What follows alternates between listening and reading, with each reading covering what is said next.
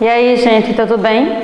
Então, olha só, o nosso assunto de hoje é terminando, né, o capítulo 19. Lembre-se que é o módulo 7, tá? Então, é o finalzinho do capítulo 19, que é a obra de Eça de Queiroz e todas as suas implicações, e o início ali do capítulo 20, que é o realismo aqui no Brasil, tá?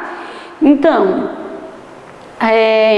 na aula passada nós vimos que a literatura realista portuguesa, ela teve alguns conflitos, né, altos e baixos. Um desses conflitos, né, foi ali a questão Coimbra, no qual houve uma discussão literária entre os grupos que defendiam, né, a permanência do romantismo, da estética romântica, e outro grupo, né, ali que defendia uma transformação literária em Portugal, tá? Principalmente, né, com a implementando ali a literatura realista.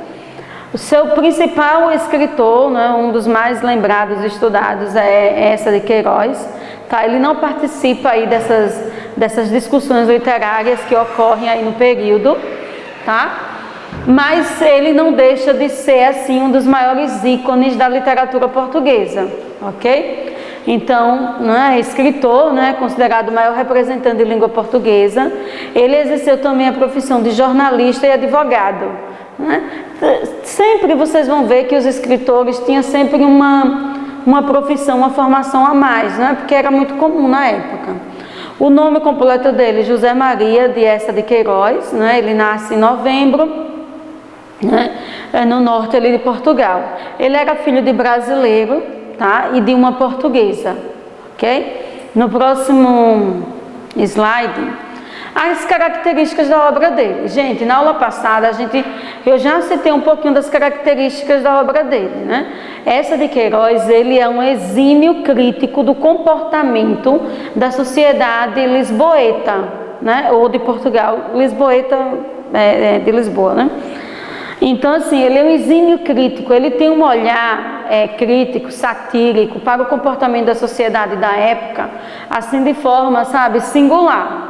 Tá? Então, e ele também vai criticar todas as instâncias que formavam ali, né, a sociedade lisboeta da época. Então você tem crítica à família, você tem crítica ao comportamento da mulher, ao comportamento do homem, você tem crítica à igreja, você tem crítica ao comportamento, né, de alguns padres, de alguns religiosos da época, tá? Então, assim, todo esse falso moralismo, essa hipocrisia que acabava corrompendo a sociedade lisboeta da época, acaba sendo alvo da crítica de Eça de Queiroz.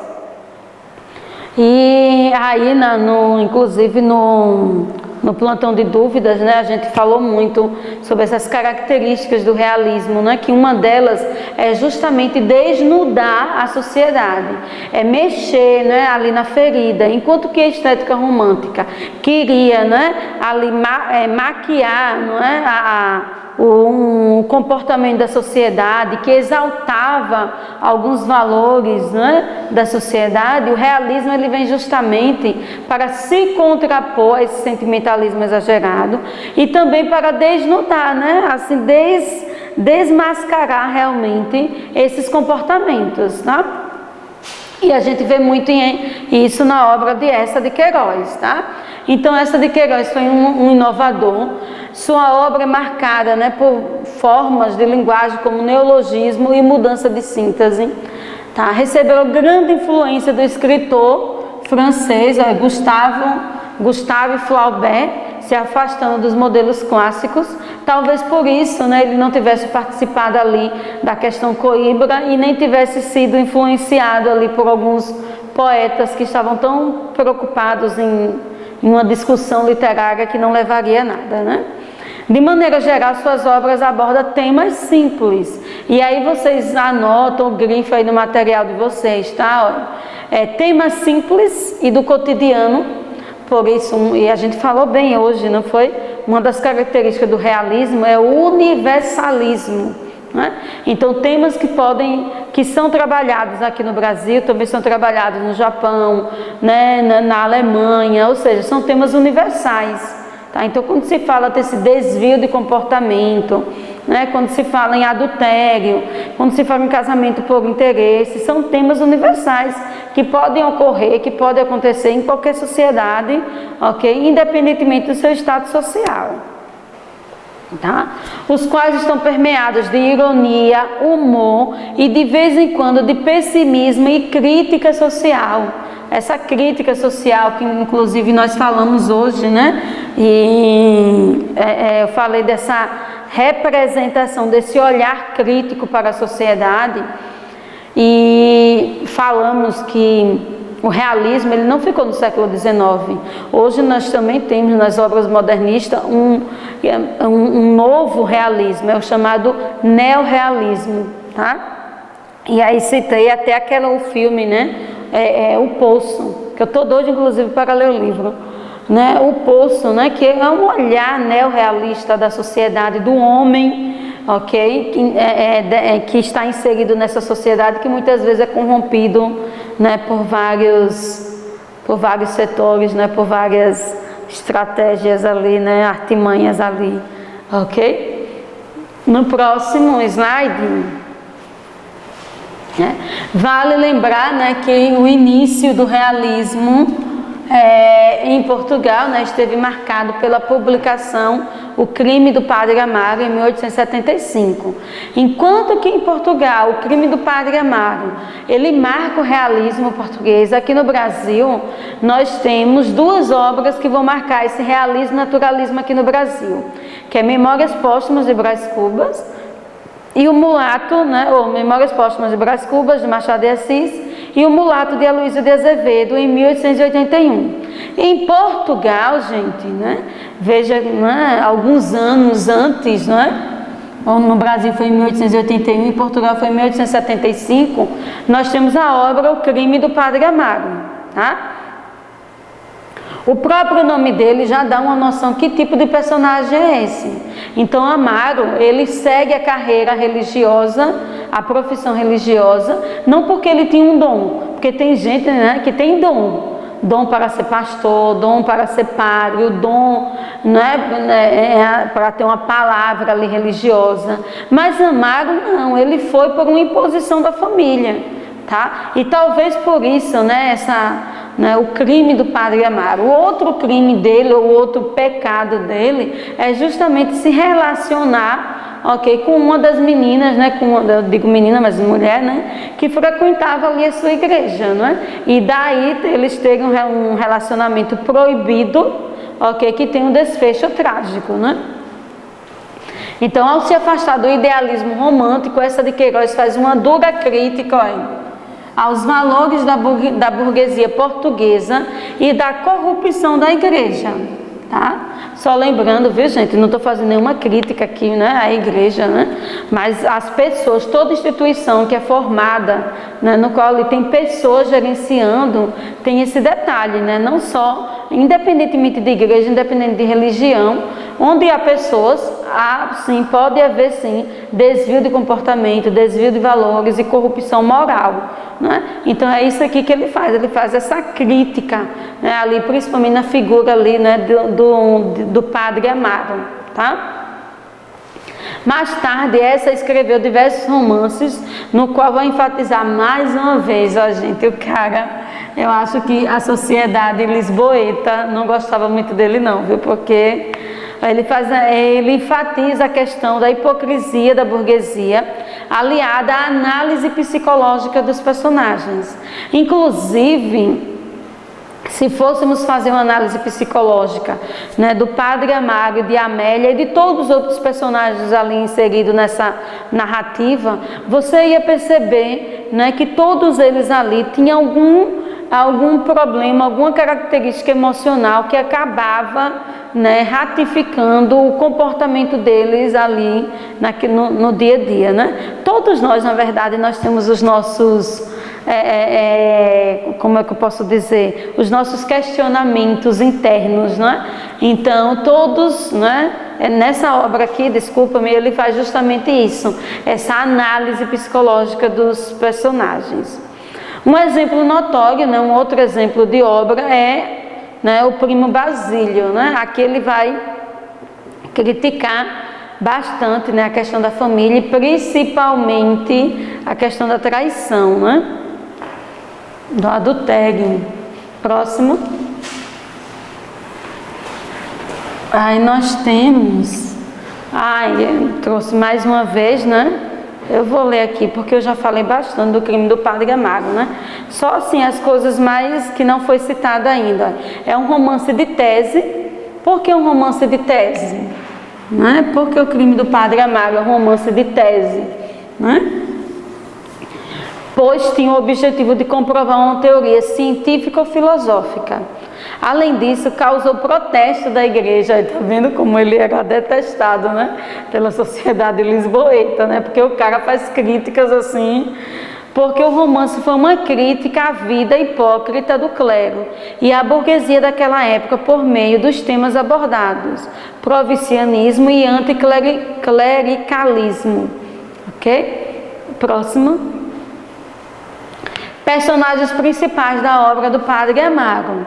Nós temos Amaro Vieira, né, que é um padre, é o protagonista, né, e protagonista da história. Ele é induzido, né, na verdade ele é forçado aí, né, a seguir o sacerdócio aos 15 anos, mas ele não tinha vocação nenhuma, então ele tem isso a seu favor. Por mais que a gente tente ter um posicionamento crítico, principalmente em relação à atitude dele diante de Amélia, mas lembrando que ele não tinha vocação para ser padre, não é? Ele não tinha nenhuma vocação para isso, ok? Então ele é obrigado, induzido pela família, tá? A ir para o seminário, tá? Quando foi enviado para o seminário por vontade de sua madrinha, mas ele já sabia que ele nutria desejos por mulheres, porque para você ser padre, né? Eu não sou católica, mas eu tenho amigos, né? Amigas católicas. Então assim, eu tenho uma noção, né? Assim, você padre, você tem que ter, além do dom, você tem que realmente abdicar, ok? De relacionamentos amorosos, abdicar de família, porque sua família passa a ser igreja. E Amaro, ele não tinha isso, porque quando ele é, ok, obrigado ali, tem induzido, né? Quando ele é obrigado a ir para o seminário, ele é um adolescente de 15 anos que ele já sabia, já se conhecia o seu corpo e já sabia que ele nutria sentimentos e desejos, né, pelas mulheres, tá? Então, aí, né, gente, levanta um outro questionamento nessa questão, muitas das vezes, de você seguir determinada profissão, né, tomar determinada decisão, porque você está sendo induzido, né? Aqui no caso, né, de Padre Amaro, tudo isso aí foi até assim, né? Eu acho que a madrinha, né, os pais, assim, eu acho que, sério, nós estamos fazendo o melhor por ele, mas teve um final, sabe, trágico por causa disso. A Amélia, que é uma moça ingênua de família, 23 anos, bonita e muito desejada, é filha de Dona Joaneira, noiva de Eduardo, mas que se apaixona por Amaro, tá? Aqui a gente também pode fazer uma crítica, sabe? A Amélia, ela foi criada numa redoma de vidro, protegida de tudo e de todos, né? Todos ali ao redor dela, suprindo as necessidades dela. E aí, de repente, ela se vê diante de uma paixão avassaladora, ok? No qual ela não tem ela não foi educada para aquilo, não foi educada para romper determinados padrões, né? Não foi educada a dizer não, né? Sabe, e isso acaba, você vê, olha ela é uma mulher de 23 anos, mas olha a característica dela, é uma moça ingênua de família, né? Ah, professora, mas era o século XIX, gente. Quando a menina fazia 15 anos que tinha o baile de debutante, já era para apresentar, né, aos pretendentes ali. Hoje tem-se uma crítica que eu acho justíssima, né, em relação ao casamento cedo, precoce e tudo mais, mas desde a Idade Média, né, que já havia casamentos precoces, né? E ao contrário, quando a mulher chegava com 25 anos, já ficava todo mundo com medo, né, se ela não casasse, né? E já estivesse com 25 anos, toda a família ficava com medo porque pensava que ela ia ficar solteirona, né? Imagine se fosse eu, né, em pleno século XIX, gente. Estaria todo mundo desesperado, viu? Cônego Dias, que é o conselheiro e professor moral de Amaro, e tem um caso com a dona da pensão. Aí, mais uma vez, né, essa de Queiroz criticando esses relacionamentos, ok? É extraconjugal, né? Onde, né, essa mulher que hospedava ali Amaro. Próximo. Dona Joaneira, que era a mãe de Amélia e amante de Cônego Dias, aí de novo, né? Então, que lição, né, ela tinha para dar ali a filha, né? João Eduardo, noivo de Amélia e autor de um artigo publicado no jornal, após ciúmes, né, provocado pela aproximação de Amaro com Amélia, junto com outros que nutriam ódio ao clero. Dionísia, que é empregada, né, de Padre Amaro, né, sendo a primeira a perceber a paixão ali entre os dois. Dona Josefa, que é uma mulher idosa, doente, irmã de Cônego Dias, que mesmo condenando o caráter ilícito da gravidez de Amélia, aceita ajudar recebendo a jovem e escondendo a gravidez, né? Então, mesmo ela sendo uma crítica desse desvio de comportamento aí de Amélia e do Padre Amaro, ainda assim ela ajuda. Aí tem outro levantamento de questões, né, gente?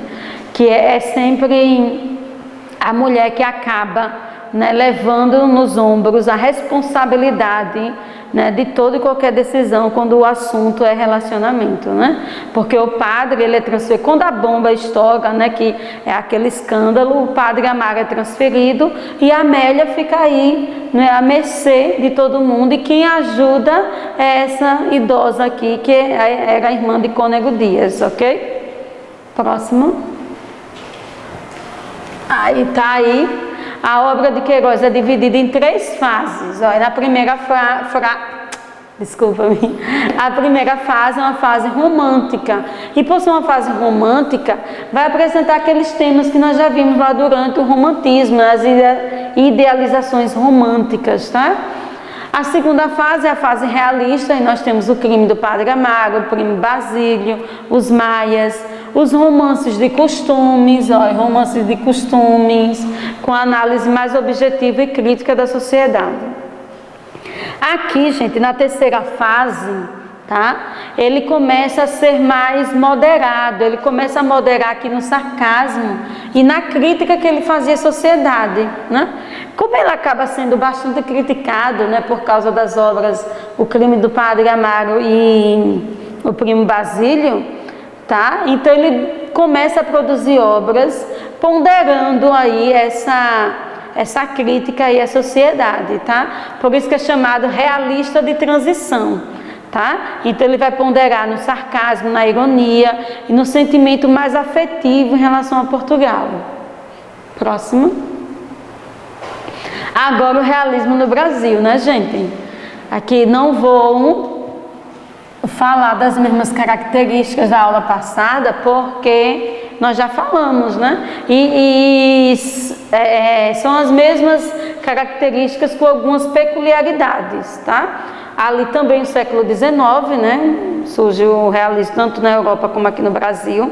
O detalhe, gente, é que aqui no Brasil, o realismo aqui no Brasil, ele surge em 1881, tá? Nesse 1881, na segunda metade do século XIX, nesse período, gente, surgem várias escolas, várias estéticas literárias, como o realismo, o naturalismo e o parnasianismo. O realismo e o naturalismo, e eu não sei se vocês perceberam, mas no capítulo de vocês tem realismo e naturalismo tudo junto. Por quê? O naturalismo é uma estética que surge paralelamente ao realismo. Então aqui em 1881 eu tenho, olha, o realismo, tá vendo? Com a publicação de Memórias Póstumas de Brás Cubas, de Machado de Assis. E então aqui eu tenho o realismo, olha, realismo. Paralelamente a esse realismo aqui, eu tenho o naturalismo. Por isso que em alguns livros eles trazem, né, realismo, naturalismo, tá? as duas estéticas em 1881. A primeira com Memórias Póstumas de Brás Cubas, de Machado de Assis, e a segunda com a publicação de O Mulato, de Aloysio Azevedo. Tá? Professora, mas as duas no mesmo século e no mesmo ano, sim, as duas são paralelas ali, ó, uma a outra, tá? O que vai diferenciar as duas é algumas características básicas, mas as características gerais, como objetividade, como universalismo, como crítica, né, à sociedade, ok, estarão presentes aqui nas duas, tá? Dúvida, gente, sobre isso aqui? Não, né? Perguntas, questionamentos, indagações? Então, aqui são as mesmas, né, características, né? Assim como em Portugal, o realismo aqui vai ser influenciado pelo cientificismo, positivismo, ok? Pelo determinismo. Aí lembra do debate, né, da discussão hoje que a gente falou sobre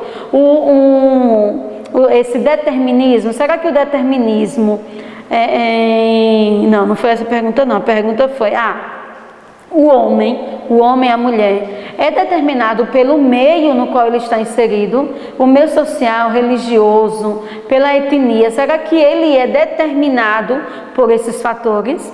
Foram esses os questionamentos e vocês muito bem pontuaram ali, né? Várias opiniões a respeito disso aí. Tá? E as teorias sociais vindas da Europa, junto com o abolicionismo e a Guerra do Paraguai. Nós temos aqui no Brasil a assinatura da Lei Áurea, a substituição da mão escrava pela assalariada. Isso aqui são características peculiares do realismo aqui no Brasil, viu, gente? Principalmente dos imigrantes que chegaram ao Brasil. O ideal republicano e a crise da monarquia, tá? Inclusive nessa pandemia, né, todo mundo em casa, né? E tem uma novela aí que está reprisando, que é uma novela de época, Tempo Novo, ou Novo Tempo, Novo Mundo, alguma coisa assim, que está justamente no momento em que a monarquia está em crise. E eu não assisti todo porque eu não me ligo muito em novela, mas parece que houve uma primeira eleição e foram escolhidos vereadores, né? Eu acho que deputados, e aí você já vê, não é, que como a nossa política nasce, né? Nasce nesse meio aí, ok? Né? De crise, de conflito, de corrupção, sabe, um querendo se dar, né, melhor que o outro, um querendo ter vantagem em cima do outro, né? Eu acho que é isso aí, eu acho que é Novo Tempo, alguma coisa assim. Então, esse é o ideal republicano e essa crise da monarquia que caracteriza a segunda metade aqui no Brasil, tá? Do realismo brasileiro. Próximo. Aí o próximo slide. Esse período representou o declínio da sociedade aristocrático-escravista, né, e uma gradual ascensão do capitalismo industrial. Tá? Só lembrando, gente, olha, essa ascensão aí durou muito tempo, viu? Porque só em 1950, com Juscelino Kubitschek, é que realmente nós temos assim uma visão, né, sobre a questão do progresso, da industrialização aqui no Brasil, tá? Em São Paulo, as máquinas e as indústrias começaram a surgir e os cafeicultores com a mão de obra assalariada passaram de latifundiários a empresários agrícolas. Muito bonitinho aqui, né, gente? Mas quando você chega lá, né, em 1920, início ali do século XX, né, você tem ali a República Café com Leite. Então você tem Minas Gerais com a produção do leite, você tem São Paulo ali com a produção do café, né? Então muito bonitinho assim, falar em empresários agrícolas, né? Lindo, parece até que o Brasil estava num crescimento ali, só que não, viu? Aqui o realismo no Brasil estreou em 1881 com a publicação de Memórias Póstumas de Brás Cubas de Machado de Assis. E paralelamente a ele, o naturalismo com a publicação de O Mulato, de Aloysio de Azevedo. Tá? Próxima. As principais características, né, estão ligadas, né, intimamente ligadas, principalmente ao que aconteceu na Europa. Mais uma vez o positivismo, o socialismo, o evolucionismo. Não vou aqui falar porque eu já falei bastante sobre isso, tá? Aqui, ó, o universalismo, o materialismo do momento presente, né? Esse subjetivismo aqui, esse sentimentalismo do movimento romântico foram substituídos, né, ou sai para dar espaço ao universalismo e a esse materialismo aqui. Próximo. Os escritores do período podem ser considerados antimonárquicos, pois criticam a monarquia, e aí vocês anotem aí no capítulo de vocês, do lado, no caderno de vocês, tá? Então eles são antimonárquicos, pois criticam a monarquia e defendem o republicanismo, tá? São antiburgueses, pois denunciam a hipocrisia da família patriarcal burguesa como célula da sociedade. E eles também são anticlericais, pois defendem a separação entre o Estado e a religião, tá? Por isso que nós hoje podemos dizer que somos um Estado laico, porque tiveram esses escritores que defenderam isso, tá? Então, mais uma vez, os escritores eram considerados antimonárquicos, tá? Antiburgueses, ok, cadê? E anticlericais, tá? Dúvidas? Perguntas, questionamentos, indagações? Não? Mas qualquer dúvida já sabe, viu, gente? Plantão de dúvida. E aí, vamos praticar, né, gente? Olha, responder as páginas 26 a 30 do capítulo 19, tá? E as páginas 11 a 14 do capítulo 20. Lembre-se que no início eu disse, ó, é o finalzinho do capítulo 19 e início do capítulo 20, a aula de hoje, tá? Todas, né, ali do módulo 7, ok? Dúvidas, perguntas? Não? Só lembrando, né, no próximo plantão, anote as dúvidas e a gente tira todas elas, tá? Tchauzinho, até mais.